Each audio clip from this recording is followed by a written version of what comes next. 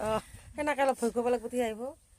hello' guys এইটো আমাৰ ভাইটি হয় আমাৰ লগত পিকনিক খাবলৈ আহিছে সেইজনী জীয়ৰী হয় এইজনী তেখেতৰ পত্নী হয় মই নপঢ়ো এখেতে আমাৰ গোটেইকেইটাৰে বাইদেউ হয় আৰু আমাৰ ভাইটিৰ বৌ হয় এতিয়া আমাৰ ভতিজা আৰু দাদা গা ধুই আছে ন আমি ইয়াতে চাহ বনাম দেই ন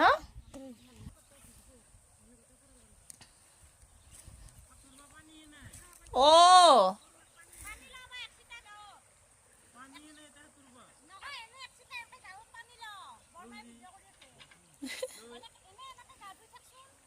মোৰ শাহুমা থাকোঁতে ইয়াতে কাপোৰ ধুব আহিছিলোঁ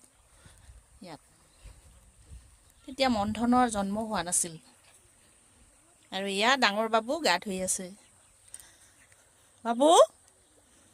সাঁতুৰিব পানীয়ে নাই